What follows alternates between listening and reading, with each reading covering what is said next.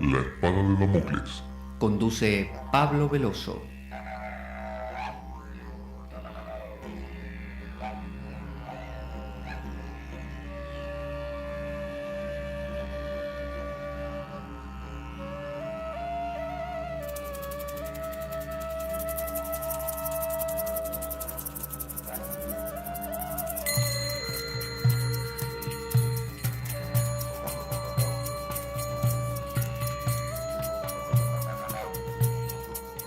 Tal como lo cortés no quita lo valiente, así lo hilarante no quita lo profundo.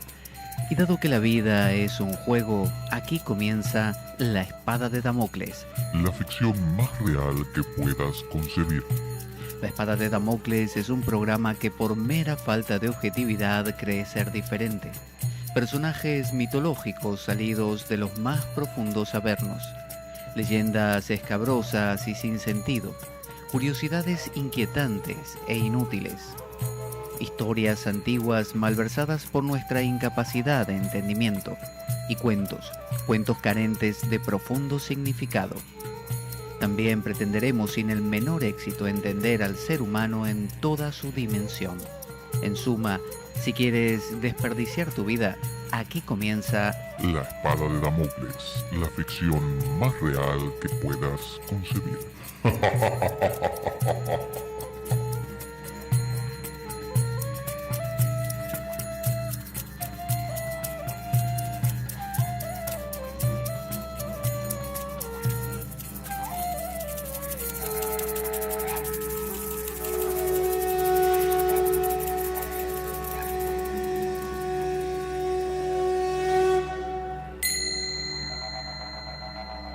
La espada de Damocles. Conduce Pablo Veloso.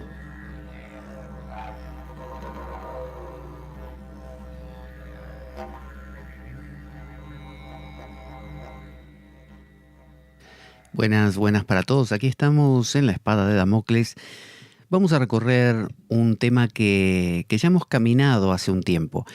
Es el de nada menos que Plotino. Plotino es un personaje que pertenece al neoplatonismo, a esa nueva vuelta de la filosofía platónica.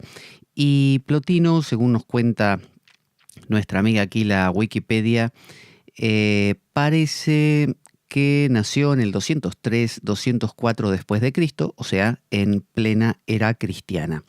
Entró en el círculo de Amonio Sacas, ese era su maestro, en Alejandría, en la mítica Alejandría, la gran ciudad forjada por Alejandro Magno, que pretendía, con ese espíritu alejandrino, reunir a todas las culturas. Y era una ciudad que se sentía muy probada de poder en su seno permitir esa convergencia de culturas que tenían que ver con lo que otrora fue el imperio de Alejandro Magno, y que ahora, en época de Plotino, 203, imagínense, después de Cristo, pleno imperio romano.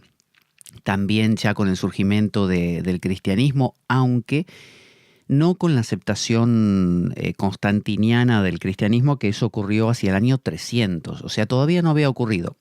Había cristianismo, lo conocía Plotino, no le interesó a Plotino especialmente, ya que él se sentía más relacionado con esta influencia griega y obviamente también de Oriente, lo que sería Egipto en este caso y Persia. De hecho, él intentó con un emperador, que ya lo hemos contado de su momento, ir en una especie ¿cómo decir?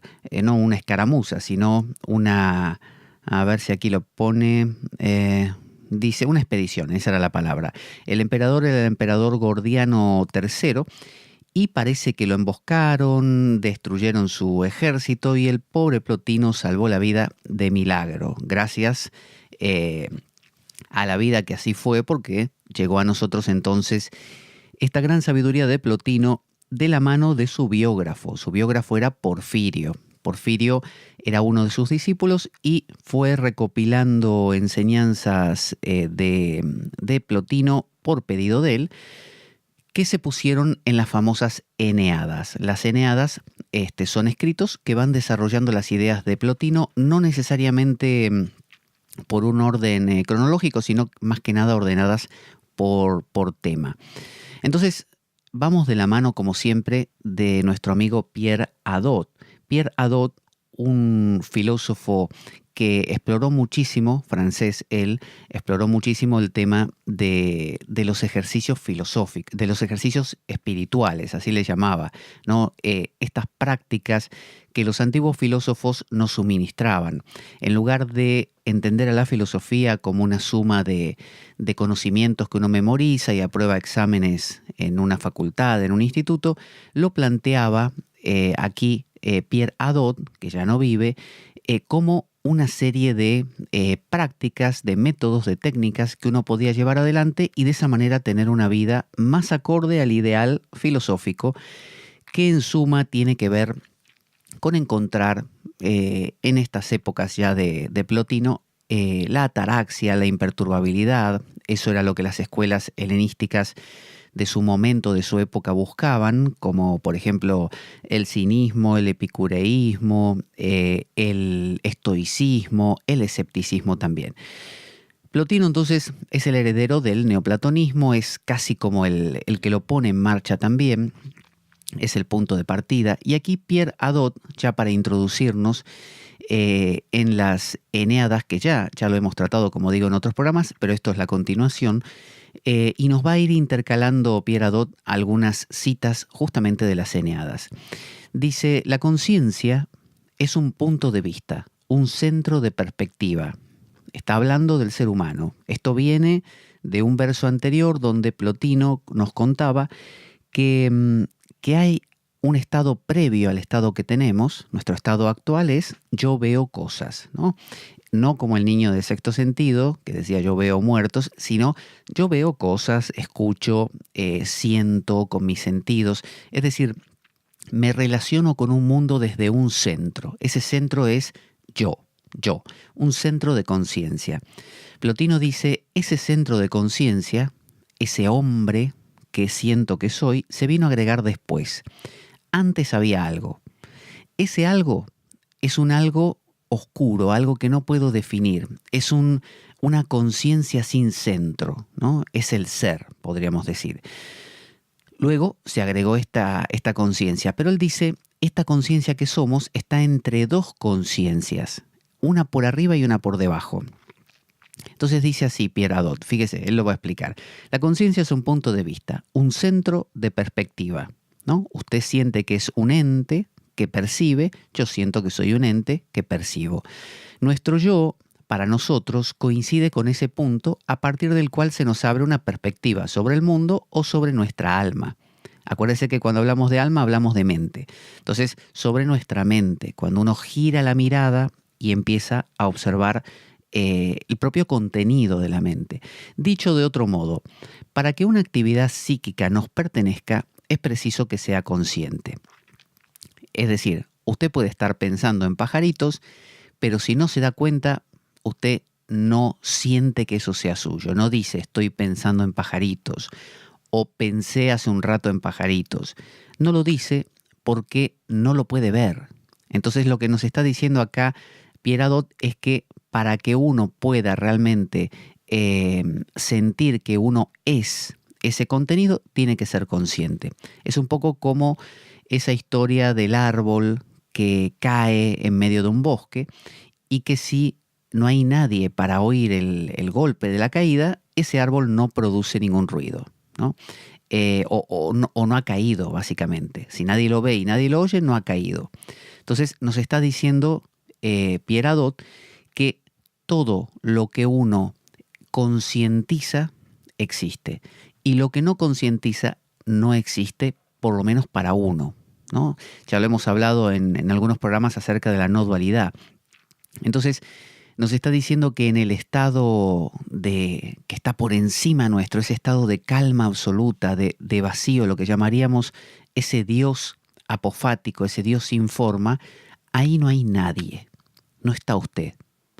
Y por debajo, dice Pierre Hadot, también hay otro nivel, que es el nivel de la naturaleza, que también es, digamos, carente de individuo. El único momento donde está el individuo es en el medio, o sea, donde está usted. Decía Jung algo parecido, hablando de lo inconsciente, diciendo que lo inconsciente estaba por encima y por debajo, y lo comparaba con el espectro de luz. Vio que está lo ultravioleta por arriba nuestro, digamos, es lo que no podemos ver y que es más sutil que nuestro campo de visión, y lo infrarrojo, lo que está más abajo de nuestro límite inferior de visión. Entonces, decía Jung que lo inconsciente no solamente tiene que ver con los arquetipos trascendentes, sino con aquellos aspectos de la naturaleza que de repente cuando uno lee, no sé, en los textos apócrifos, se encuentra en el Apocalipsis, estos animales, o en el libro de Job, como Behemoth, por ejemplo, que es una suerte de monstruo marino, el Leviatán, que es otro monstruo también. Es decir, son esas fuerzas poderosas de la naturaleza que también se reflejan en novelas como Moby Dick, donde el personaje central es un ser sumamente potente, sumamente carente de entidad individual. Es decir, no es una ballena que necesariamente piense, aunque el personaje protagonista sienta que hay un ensañamiento de esa ballena con él, ¿no? El capitán. Sin embargo, la ballena es una fuerza ciega de la naturaleza. Y básicamente al ser humano le aterra todo lo que es ciego. Fíjese que, como decía frecuentemente, o dice frecuentemente mi amigo Eduardo Vergara Aguilar, filósofo con quien hemos hablado mucho acerca de la saga de Batman, y también de la mitología griega, él dice que los personajes que más miedo nos dan en las películas de terror suelen no tener ojos, por ejemplo, como pasa con el de Alien, que no tiene ojos. Entonces, es alguien que no es un ente, no tiene ventanas, es algo ciego, es algo que es impenetrable, no podemos saber qué está pensando, ¿no? O quizá no esté pensando, peor todavía. Como decía Alan Moore, en un escrito que circula por ahí, por Facebook y otras redes, dice: se habla de conspiraciones, se habla de los Illuminati que dominan el mundo, pero dice él, la realidad es muchísimo más aterradora. No hay nadie que esté dominando el mundo. Eso sí da miedo, porque uno dice, por lo menos si hay unos tipos, aunque sean reptilianos, que están dominando todo, tienen intenciones como tengo yo, ¿no? Más o menos. Es como cuando uno ve el malvado de las películas, quiere dominar el mundo. Bueno, yo también, a mi manera, quiero dominar mi pequeño mundo. Nos parecemos, ¿no? Pero si el otro no tiene punto de contacto conmigo, no hay nada con que yo me pueda conectar, linkear con él, me aterra. Entonces, eso nos pasa tanto con lo que está debajo nuestro, todo el sustrato natural. Por eso le tememos al cuerpo y a sus pulsiones y pasiones, por eso ese intento eterno del celibato, de dominar, de controlar a lo corporal, de vencer y conquistar a la naturaleza. Cosa en el fondo muy necia, porque en realidad estamos constituidos de esa naturaleza. Ya nos hemos dado cuenta hace tiempo que conquistando la naturaleza lo único que hacemos es matarnos a nosotros mismos, con todos estos plásticos y demás. No tiene sentido. Y por otro lado, nos aterra el dios apofático, nos aterra el que está por encima, el ultravioleta. Nos aterra el infrarrojo, pero nos aterra el ultravioleta también. O sea, nos aterra Satán, que está por debajo, que es la pulsión natural, pero por otro lado nos aterra también ese Dios sin forma, trascendente, incomprensible. Entonces, ¿qué pasa? Lo antropomorfizamos, lo bajamos y decimos, bueno, el barbeta, se dice en la Argentina, ¿no? El barbas, ¿no? Como diciendo Dios es un tipo con barba blanca, túnica, porque uno lo vio en la Capilla Sistina, básicamente, ¿no? Lo pintó ahí Miguel Ángel y uno dice, bueno, eso será Dios. No, la verdad es mucho más aterradora. Dios, lo que sea que es, no cabe en ningún pensamiento que un ser humano pueda tener. Por eso en la India se dice neti, neti. No es esto, no es esto, no es esto. Entonces uno dice, sí, bueno, es el vacío. No, tampoco. Es la paz con mayúscula. Tampoco es. Es la totalidad trascendente. No, tampoco. Decía Shankara, es aquello desde lo cual las palabras retornan sin poderlo tocar. Fíjese cómo el ser humano intenta explicar que aquello no es ninguna cosa y todavía uno se queda corto. Entonces, ese punto de conciencia que somos, veo que nace el niño y empieza a generar un punto de conciencia, es una ventana, el niño es una ventana.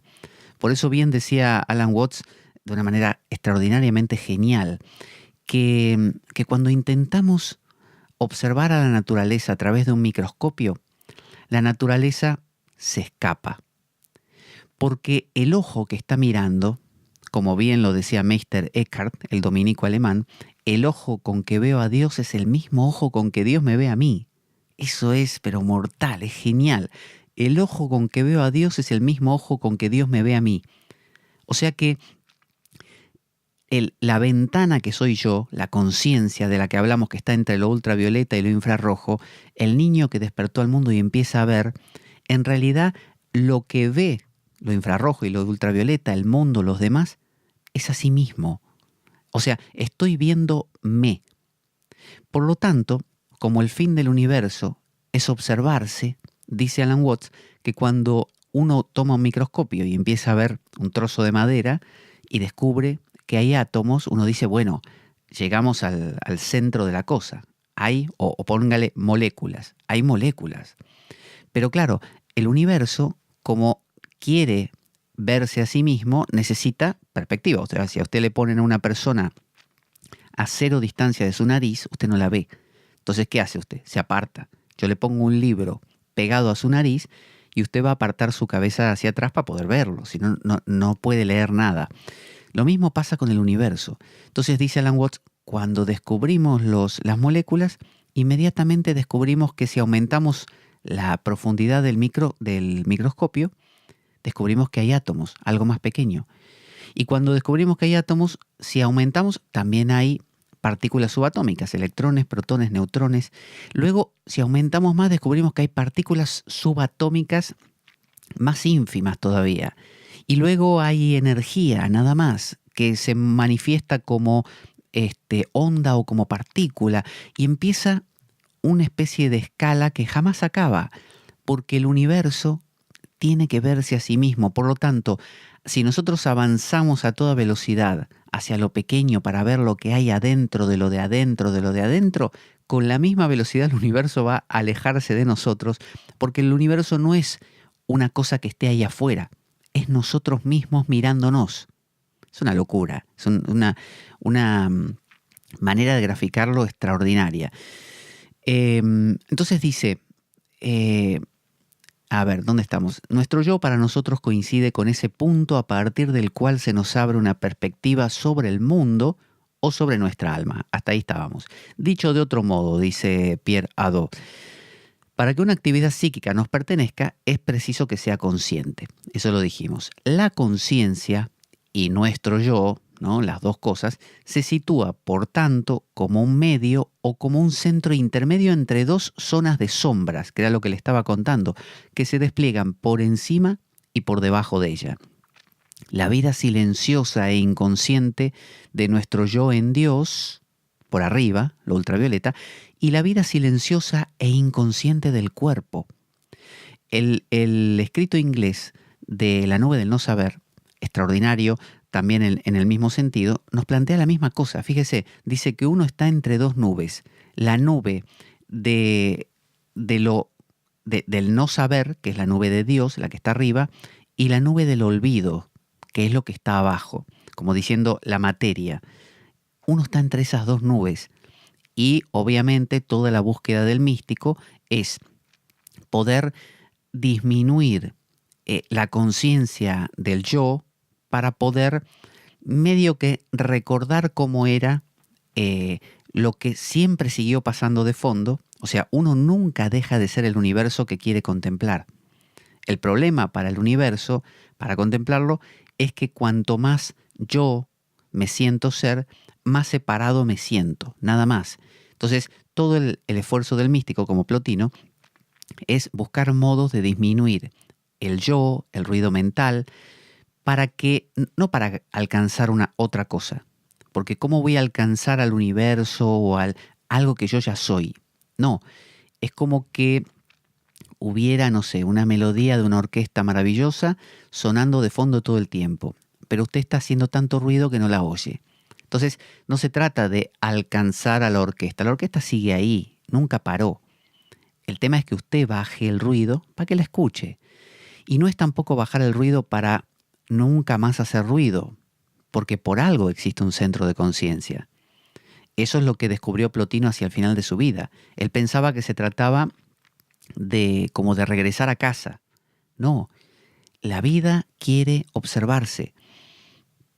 La vida quiere mirarse. Por lo tanto, tiene que existir ese nuevo bebé que nace para mirar al mundo que es él mismo en el fondo.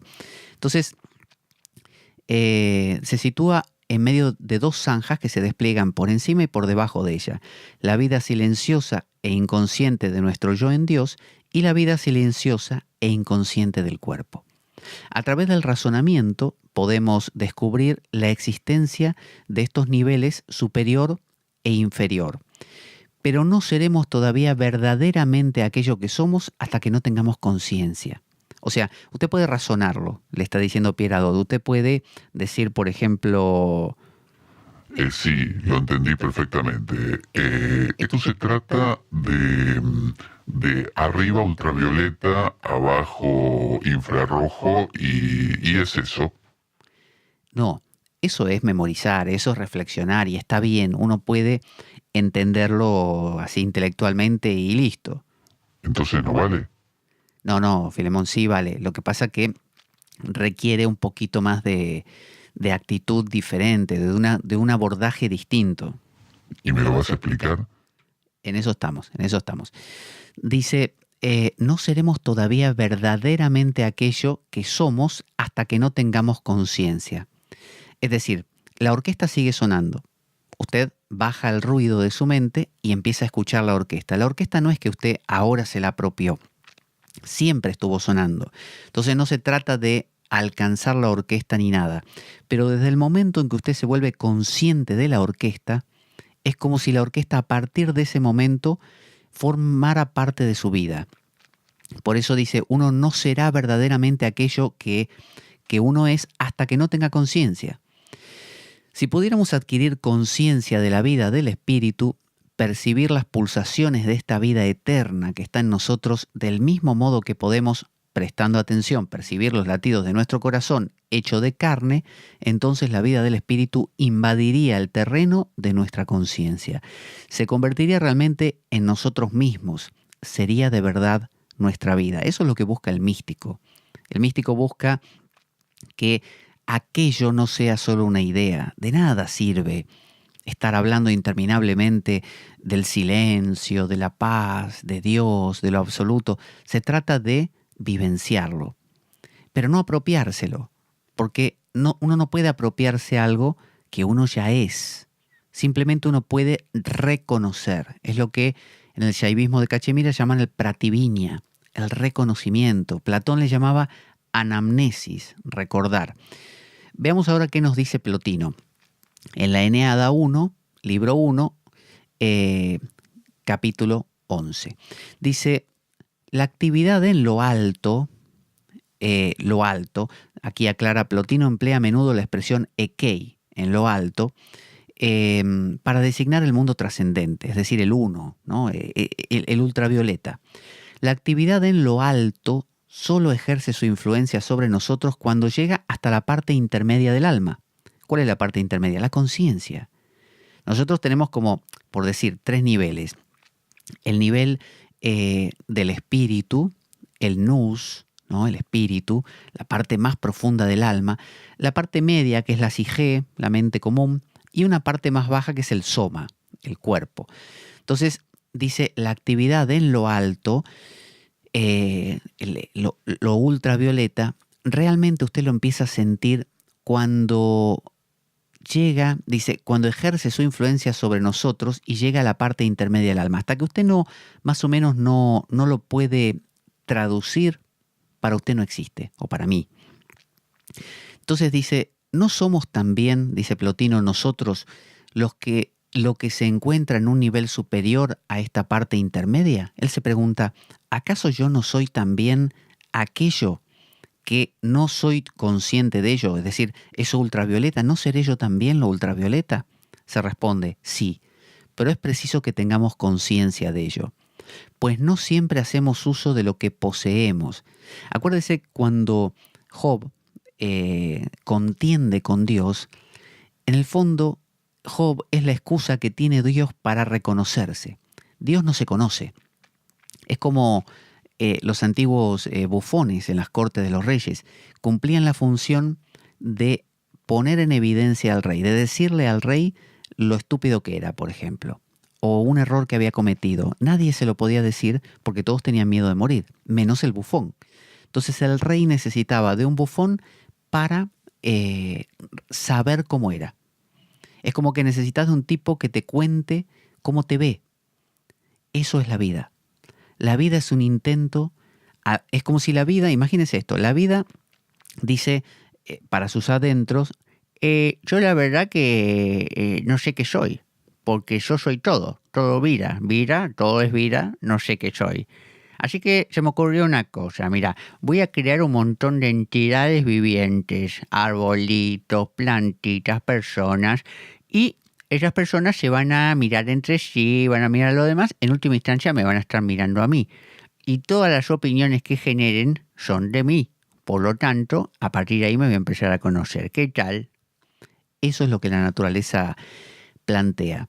La naturaleza quiere mirarse a sí misma. Entonces dice Plotino, pues no siempre hacemos uso de lo que poseemos, de nuestra conciencia. O sea, está diciendo, hay gente que su vida consiste en ir al bar y cuanto más beba, mejor, porque se olvida más. O sea, está haciendo lo contrario al telo de la vida, al telos de la vida. ¿Cuál es el telos? Bueno, el fin de la vida. ¿Cuál es el fin de la vida? Mirarse a sí misma. Si uno, en lugar de mirarse, mirar la vida y opinar acerca de ella, ¿no? Explorarla, ¿no? Acuérdese, usted es una ventana que la propia vida pone para poder mirarse. Job lo puso Dios para que opinara acerca de Dios. Cuando Job decía, eres injusto a Dios, Dios, gracias a eso, decía, mira, soy injusto. Y Job decía, ¿por qué me estás haciendo esto? Como diciendo, sos un maldito. Y Dios para sus adentros, aunque no lo demostrara delante de Job, decía, mira, y también soy un maldito. No lo sabía. Lo sabía gracias a Job ahora. ¿Para qué está Adán? Desde el momento en que Dios le insufla su ruaj, su espíritu, a Adán, Adán inhala, inspira ese espíritu, abre los ojos y ¿qué ve? A Dios. Eso es lo que Dios quiere. Eso es lo que la vida quiere, mirarse a sí misma. Entonces, ¿cuál es el fin de la vida? Mirarse a sí misma. ¿Cuál es el fin de un ser humano? Explorar la vida en todas sus facetas, no solamente racionalmente, sino en todas sus facetas. Explorarse. Cuando uno explora, hace la exploración de lo otro, se está explorando a sí mismo. ¿Qué es lo contrario a este fin? No hacer nada. Pasarse la vida, no sé, en banalidades, lo que se llama una banalidad. Es decir, vas al cine, salís a pasear, viajás y conocés la Torre Eiffel, no sé, discutís con el vecino todo el día, estás charlando con la vecina, miras telenovelas. Eso es, la vida dice para sus adentros. Yo la verdad que no sé para qué creé a estas personas, ¿eh? La verdad, están ahí porque el aire es gratis. Estos no viven, estos solo respiran. Es decir, la vida tiene un propósito, mirarse a sí misma. Por eso Plotino dice, pues no siempre hacemos uso de lo que poseemos, sino solo cuando orientamos la parte intermedia del alma, cuál es la conciencia, ¿no? Su parte consciente, su yo, su mente, o bien hacia lo alto o en el otro sentido. O sea, fíjese, está diciendo explorar lo ultravioleta o lo infrarrojo, las dos cosas valen. Estás explorando. El problema es cuando te quedás. Te quedás hablando de, ¿viste lo que pasó en Gran Hermano? O lo que hizo, no sé, la modelo tal el otro día, o lo que salió en la televisión. Cuando estás en ese mundo continuamente, no sos, o sea, no estás cumpliendo la función, por así decir, del universo. Diría un estoico, estás yendo en contra de la razón universal. Dice, o cuando actualizamos lo que en nosotros no era, sino el estado de potencialidad o de disposición. ¿Qué es actualizar? Poner en marcha, hacer actual, hacer que ocurra. ¿Qué cosa? Lo que estaba en estado de potencialidad, en potencia. Por ejemplo, yo potencialmente en este momento me puedo levantar y correr dando la vuelta a la manzana. Pero si quiero lo hago y si quiero no. Potencialmente puedo. O sea, tengo esa capacidad. Pero puedo elegir hacerlo o no. Si yo actualizo esa capacidad, significa que salgo y doy una vuelta. Y si no la actualizo, ahí queda. Está en mí y puedo quedarme toda mi vida sentado en una silla. Con lo cual la potencialidad seguirá estando, pero nunca se actualizó, nunca se hizo efectiva. Entonces dice, o cuando actualizamos lo que en nosotros no era, sino el estado de potencialidad o de disposición. Dice, con el solo hecho de convertir en potencia nuestro propósito, en acto nuestro propósito, que es conocer, conciencia, conocer. ¿Para qué tenemos conciencia? Para conocer, para aprender, para descubrir, pero no solo memorizar los ríos de Europa, sino conocer, hacerse preguntas, las preguntas. ¿De qué va la vida? ¿Para qué todo esto? ¿Qué sentido tiene? ¿Por qué hay algo en lugar de nada? Cosas así. Le recuerdo, entre paréntesis, que nuestro programa La Espada de Damocles carece de sustento económico externo. Por lo tanto, si quiere colaborar con él, con el programa, puede hacerlo escribiéndome a mi correo pablojorgeveloso@gmail.com, pablojorgeveloso@gmail.com, y puede a través de, si vive dentro de España, le pasaré probablemente la cuenta bancaria, y si vive fuera de España, el enlace de PayPal, y a través de ello puede colaborar con lo que quiera. Cualquier cosa sirve, hasta la mínima colaboración, el mínimo aporte, porque todo suma para poder comprar, por ejemplo, bibliografía, que es muy importante, que es la base de nuestro programa. Y ya he contado muchas veces que detrás de cada libro que vamos tratando hay varios más que hay que tener para poder apoyar a este. Por ejemplo, en este caso, yo con justamente estas colaboraciones he comprado las Eneadas de Plotino para poder, en español, para poder tenerlas y poder trabajar estos temas. Volvemos a esto. Le repito el correo por las dudas, pablojorgeveloso@gmail.com. Desde ya, muchas gracias por eso. Dice Pierre Adot, Plotino nos invita a esta conversión. ¿Qué es conversión? Es como cuando uno se convierte al cristianismo, se convierte, ¿no? O se convierte en otra cosa. Me convertí en el lobizón, ¿no? En el hombre lobo, me convierto. Es converger en otro lado, ¿no? Volcarse en otra dirección. Nos invita a esta conversión de la atención, que ya en él constituye esa plegaria natural de la que hablará Malebranche, dice Pierre Adot, en sus meditaciones, bueno, lo pone en francés, meditación, no sé, no lo voy a pronunciar para no meter la pata, pero dice Malebranche. En esa plegaria natural, ¿qué es lo que dice Plotino? Que cuando uno pone en marcha la conciencia, la investigación, la exploración, la disposición, la disponibilidad a eso, ya está orando, ya es la oración. La oración, está diciendo Plotino, no significa que yo diga Padre Nuestro, eso no es oración. Sirve eso, pero con otros fines diferentes. Lo que está diciendo es que Plotino es un místico. Está diciendo, ¿querés realmente tocar lo profundo? Bueno, tenés que simplemente estar consciente de eso profundo. Tenés que verlo en cada cosa que ocurre, en la vida cotidiana. Tenés que verlo explorando, haciéndote preguntas, descubriendo, estando abierto. Entonces fíjese que no hay un método. No es que uno diga, bueno, ¿qué es lo que dice Plotino que hay que hacer? No, no hay nada concreto. Por eso fastidian los místicos, porque no te dicen, un método tipo, respirar, retener el aire, contá hasta 10, exhalás y ya está. Y le metes el mantra tal. No, no hay eso. Eso sirve para otros fines, como por ejemplo bajar el ruido de la mente. Acá lo que te está hablando Plotino es como si fueras un tipo que ya va a la universidad en estos temas y no uno que recién está empezando. Los místicos son como por así decir, para el avanzado, para el que quiere ir a lo profundo verdaderamente. Entonces, en la Eneada 1, libro 6, verso 8, dice: hay que dejar de mirar. Es preciso, cerrando los ojos, cambiar esta manera de ver por otra y despertar esta facultad que todo el mundo posee, pero que pocos utilizan. Hay que dejar de mirar. O sea, no te está diciendo Plotino que cierres los ojos a partir de ahora porque el tema es cerrar los ojos y que si los abrís te estás yendo y que cuando los cerrás te conectás. No, no es eso, no es tan literal. Está diciendo que hay que ir por la vida mirando hacia adentro.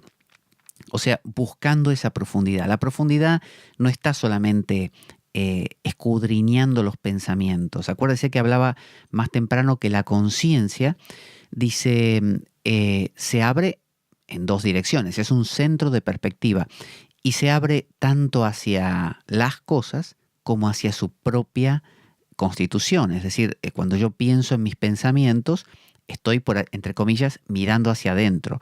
Y cuando miro un árbol, entre comillas, estoy mirando hacia afuera. Ahora, no está el tema en que mires, el tema es cómo miramos. Entonces, lo que dice Plotino es que uno debería mirar con profundidad. Por lo tanto, a eso le llama él dejar de mirar, dejar de estar en banalidades, dejar de hablar de tonterías, dejar de vivir en ese espectro visible y nunca preguntarte por el ultravioleta y el infrarrojo. Esto resultará sencillo, dice Pieradot, sobre todo porque la conciencia es, en definitiva, una especie de espejo, que basta con purificar y girar en una determinada dirección para que refleje los objetos que se le presentan. Entonces, plantea Pieradot que nuestra conciencia, nuestra mente, todo el complejo del nous, ¿no? La parte más profunda, que sería el buddhi de los hindúes, la mente misma, la psique, el manas de los hindúes, el chitta de los hindúes, la memoria, todo esto, todo este complejo, depende hacia dónde lo dirijas, cumple una función u otra. Si lo dirigís hacia el mundo, o sea, estás mirando todo el tiempo, eso es lo que vas a reflejar.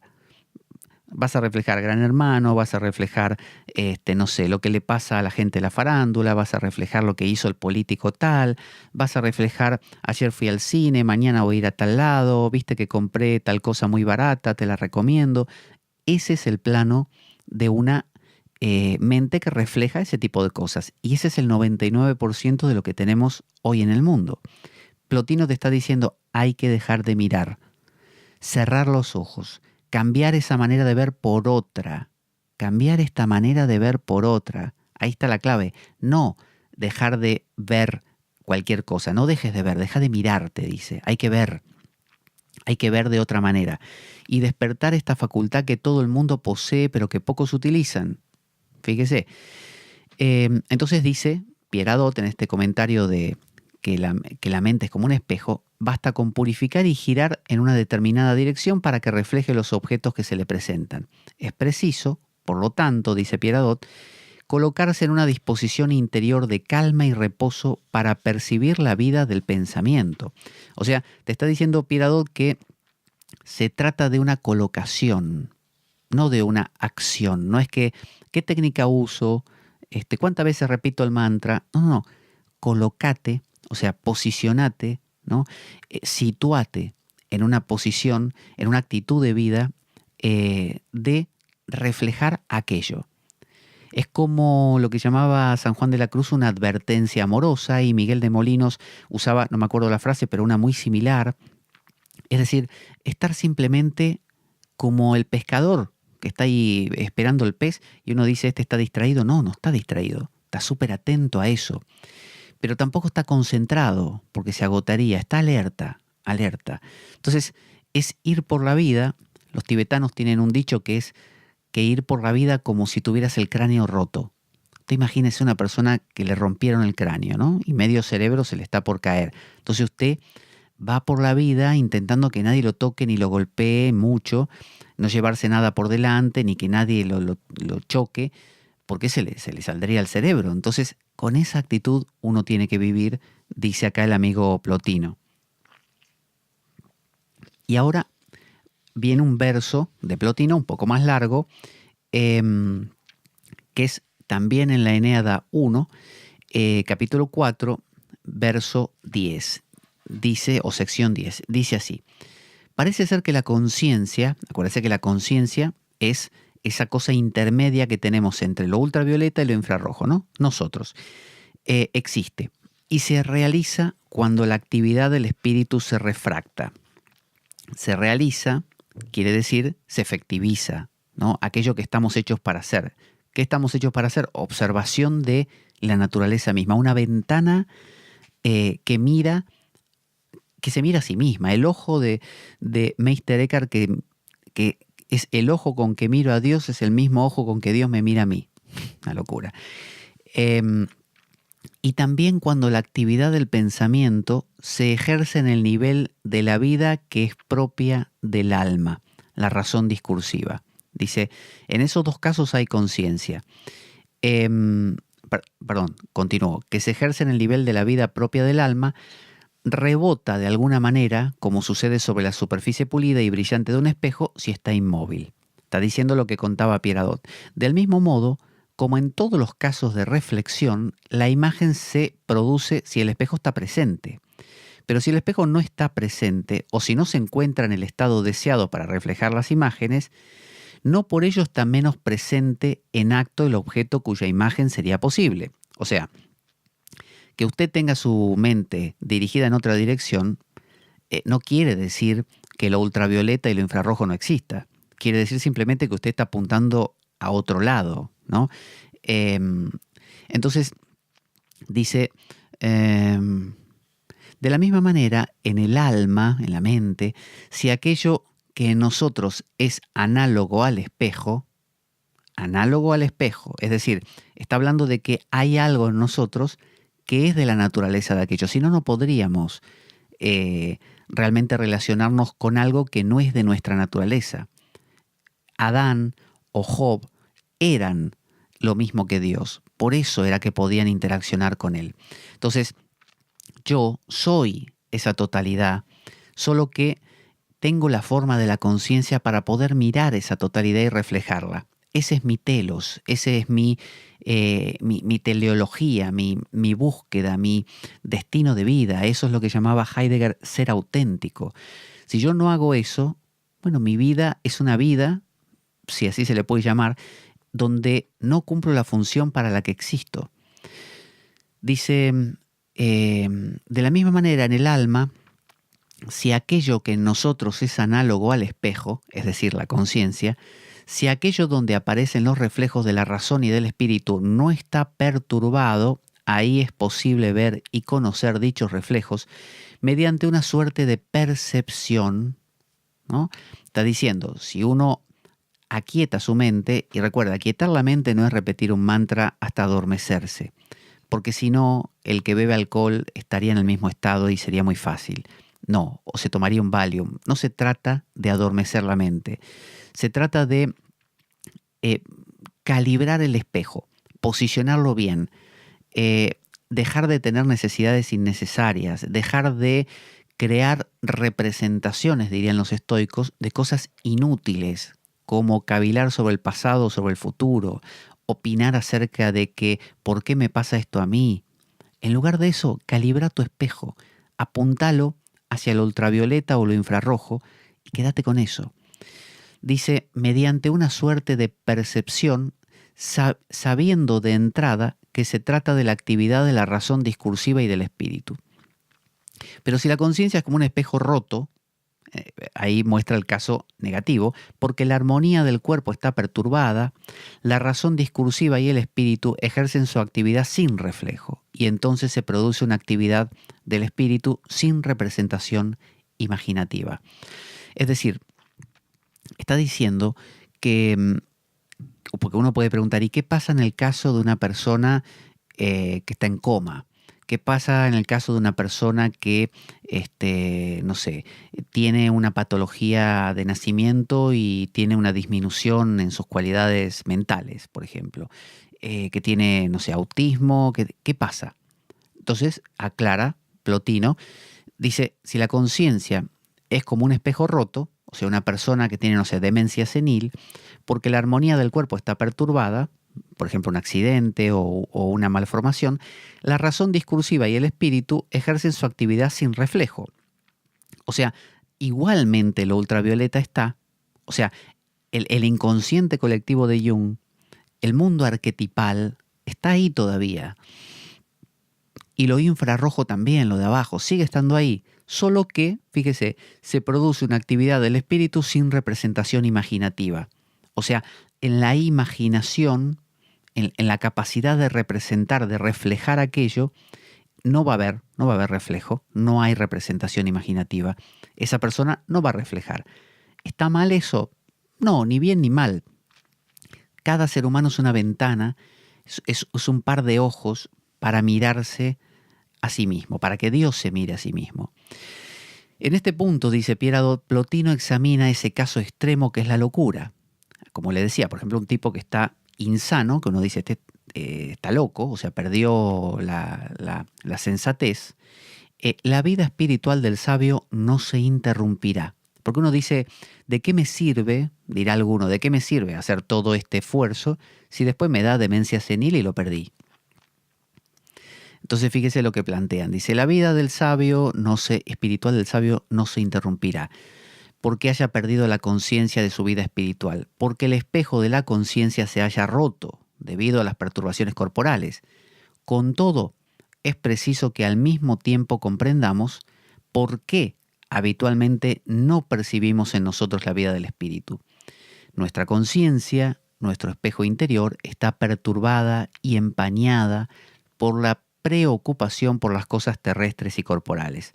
O sea que acá te da la clave, te dice, si te quejas de que no sos capaz de conectarte con lo ultravioleta y lo infrarrojo, con el mundo arquetipal, con el inconsciente colectivo o con las pulsiones más esenciales corporales o de la naturaleza, no es porque no estén ahí, es porque tu espejo está perturbado, tu espejo interior, tu mente, está perturbada y empañada. ¿Por qué? Por la preocupación por las cosas terrestres y corporales. Por eso es que todas las tradiciones místicas insisten, esto no lo dice Pierre, lo digo yo, insisten en que uno tiene que recortar esos placeres corporales, por una cuestión, así como está el Ashtanga Yoga de Patanjali, con los yama y niyama, estas prácticas de no robar, no mentir, limpieza, contento, estudio, ¿no? Entrega a Dios, ese tipo de cosas que suenan muy a decálogo mosaico, el único fin que tienen es disminuir, es un fin económico, la economía, disminuir el gasto innecesario de energía mental. Entonces te está diciendo, si tenés la mente perturbada y empañada, tu espejo, por la perturbación, la preocupación por las cosas terrestres y corporales, olvídate, forget it, no va a funcionar. Eso es lo que te está diciendo. Lo que nos impide que tengamos conciencia de nuestra vida espiritual no es nuestra vida en el cuerpo, que en sí es inconsciente. Acuérdese, es lo infrarrojo. La vida en el cuerpo no tiene nada de malo. O sea, no está el problema en comer, dormir, tener sexo, qué sé yo, ir al baño. No está el problema en eso, sino en el cuidado que prestamos al cuerpo. Entonces, acá se da esa división eterna entre los que dicen, no, la cosa en sí es la que está mal, y otros dicen, no, es la actitud con que la haces. ¿Se acuerda? Los jainas, los jainistas en la India, que van con una escobilla caminando para no pisar un bicho por error, porque consideran que si pisan un bicho cometen mal karma, o sea, generan mal karma, cometen un acto de asesinato. Mientras que los budistas dicen, no, no es así. Si lo haces a propósito, pisás el bicho y mentalmente pensás, maldito bicho, yo soy superior a vos y te voy a destruir, ahí sí. Pero si lo pisaste porque no lo viste, o tenés que matar las polillas que hay en tu casa porque te comen la ropa, no hay O sea, no estás depositando una carga emocional en eso. Entonces, lo que dice Pierre Hadot es que no se trata de un problema del cuerpo. No es que si, ay, la masturbación está mal, o tener sexo, o no sé, comer tal comida. No está en la cosa. ¿Se acuerda que Jesús mismo decía, no está el problema en lo que entra por la boca, sino en lo que sale del corazón, decía él? Cuando le hablaban de este tema de comidas prohibidas o de cosas que no se debían hacer, él decía, no, el problema no está en lo que te metes por la boca, el problema está en lo que sale del corazón, con qué actitud lo haces. Entonces dice, en esto la verdadera caída del alma. Ahí está la verdadera caída, el cuidado que le prestamos al cuerpo, la importancia que le das. Cuando te empezás a hacer la cabeza de que sin esto no puedo vivir, y cómo puede ser que fulano me dijo esto a mí y me quitó tal cosa que era mía y eso tenía significado para mí y entonces a partir de ahora no va a ser más mi amigo. Eso es darle al mundo material, que no tiene en absoluto nada de malo, un valor que no lo tiene de por sí, se lo doy yo. Y en ese mismo instante mi mente se estanca. Entonces dice, nos dejamos absorber por preocupaciones vanas, por solicitudes exageradas. Y vamos a leer este último verso del amigo Plotino, también de las Eneadas, pero esta vez del libro quinto, apartado 1, 12, 12. Dice, por tanto, si se quiere que haya conciencia de las cosas trascendentes así presentes, es decir, Plotino te está diciendo, si querés percibir lo ultravioleta o inclusive lo infrarrojo, te da ahora el modo. Te dice, es preciso que la conciencia se vuelva hacia el interior y que aplique su atención hacia lo trascendente. No te dice que te sientes a meditar, ni que repitas un mantra, ni que hagas ninguna práctica en particular. Solo que tu conciencia se vuelva hacia el interior. Uno dice, ¿y cuándo? ¿Cuando voy a trabajar? ¿Cuando medito en mi casa? ¿Cuando voy a la iglesia? No. Es preciso que la conciencia se vuelva hacia el interior, todo el tiempo, todo. Ah, ¿pero qué? Entonces no voy a tener vida propia, voy a estar todo el tiempo en estado de meditativo. No. Es una actitud de vivir la vida, pero con una atención, dice, hacia lo trascendente. O sea, darte cuenta que el propósito de la vida es ser un par de ojos que miran a Dios. Míralo en todas partes. Entonces uno dice, sí, pero yo quiero divertirme también. Bueno, sí, divertite un rato, pero no hagas de la diversión tu vida, porque si no, divertirte, ese vertirte o verterte en distintos recipientes, te pierde. En lugar de divertirte, invertite. Sucede lo mismo, dice Plotino, que con un hombre que estuviera, y aclaro una cosa, que es lo que es maravilloso de esto, este tipo vivió en el 200 de la era cristiana, en Roma. Fue un místico y que tuvo su escuela y todo eso, impulsor del neoplatonismo, y estamos en el siglo XXI, y estamos leyendo algo que un tipo escribió en el 200 después de Cristo y que tiene una vigencia hasta hoy, pero con una profundidad que no vas a encontrar en ninguno de los autores de filosofía modernos. O sea, este tipo tiene una profundidad y por eso lo seguimos leyendo. Dice, sucede lo mismo que con un hombre que estuviera a la espera de una voz que deseara oír. Separaría todas las demás voces y agudizaría, o acá pone aguzaría, el oído hacia ese sonido que prefiere a todos los demás para saber si se acerca. Esto lo hacen las madres. Cuando una mamá está con su niño, de repente en una plaza, en un parque, y su niño está jugando, ella está escuchando la conversación que tiene con la amiga o con 3 amigas más y hay ruido de los coches, pero en el fondo esa madre tiene grabado en su mente a fuego la voz de su niño y la puede escuchar entre medio de todo el ruido y la conversación y todo. Si el niño llora, aunque esté a 100 metros, a 50 metros, lo va a escuchar y lo va a ir a buscar enseguida. Eso es lo que te dice Plotino que tenés que hacer. No dejar de conversar con tus amigas o que no haya tránsito. Lo que te está diciendo es, eso tiene que ser ahí tenés que poner la importancia, ¿no? Entonces dice, separaría todas las demás voces y aguzaría el oído hacia ese sonido que prefiere a todos los demás para saber si se acerca. De la misma manera, dice Plotino, es preciso que prescindamos de los ruidos sensibles, salvo en el caso de necesidad, para salvaguardar el poder de la conciencia del alma pura y presta a escuchar los sonidos que vienen de arriba. O sea, el consejo que te da Plotino es disminuir. No te dice, deja de escuchar ruidos. Dice, es preciso que prescindamos de los ruidos sensibles, salvo en caso de necesidad. O sea, vas a trabajar. Tenés vida familiar, ese día toda la familia quiere, no sé, ir al cine, anda al cine. Pero mantén tu oído presto donde quiera que estés, aún en el medio del cine, a eso. Esa tiene que ser tu prioridad, no la pierdas. Pero además te recomienda disminuir. Si vas ocasionalmente al bar, al cine, a la discoteca, porque los amigos se reúnen o lo que fuera, es una cosa. Y otra es que hagas de eso tu vida. Si haces de eso tu vida, obviamente tu espejo apunta a otro lado, ya no reflejas nada y después te quejas de que te sentís desconectado del universo. Y claro, ¿cómo no te vas a sentir desconectado? Estás vacío, porque no estás cumpliendo el propósito. O sea, ya no hay un telos en tu vida. No hay telos, no vas en ninguna dirección.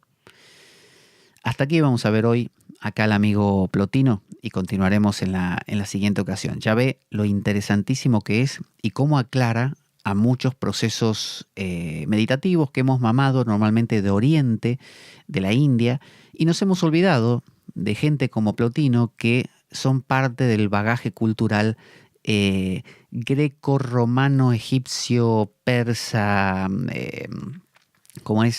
judío también, ¿no? Porque acuérdense que en ese mundo romano todo convergía y todo estaba ahí presente y mezclado. Te recuerdo que está mi libro, por si quiere adquirirlo en Amazon, se llama Sadhana, el camino interior. Ya hay en camino, estoy en el tránsito de escribir en los tiempos que tengo más volúmenes, pero por ahora está de unas 160 páginas ahí en Amazon, tanto en formato papel como en digital, está disponible. Quien quiera comprarlo de diferentes mercados de Amazon del mundo puede hacerlo. Es un libro sapiencial, no se compara con las Eneadas de Plotino, jamás pretendería tal blasfemia o proferiría tal blasfemia, pero sí es un libro que tiene una profundidad muy grande y tiene párrafos numerados para que podamos leer un párrafo y quedar con eso reflexionando durante largo rato y pensando al igual que hacemos aquí en el programa. Es un ejercicio muy similar. Así que está enmarcado dentro de lo que es la tradición hindú, o sea, la orientación de este libro es esa. Sin embargo, es un libro que toma esa base, pero el ejercicio del pensamiento que ahí hacemos es sobre las cosas cotidianas, sobre lo que nos pasa y sobre esto que hemos hablado hoy también. Así que vamos a ir a nuestra cortina de despedida, la ponemos por aquí, ahí va. Así que bueno, nos encontramos en la siguiente, vamos a seguir hablando de Plotino, tema interesantísimo.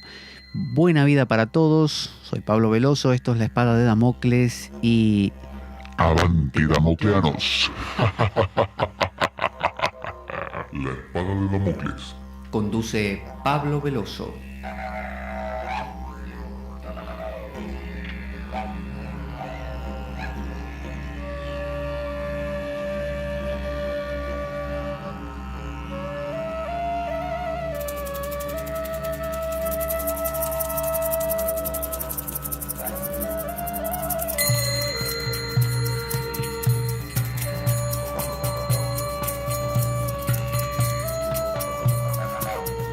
Y dado que la vida es un macabro juego, concebido por una mente perversa, únete a nosotros en nuestro próximo programa, cuando escuches las siguientes palabras. La Espada de Damocles, la ficción más real que puedas concebir. Buena vida para todos, buena semana y... ¡Avanti Damocleanos!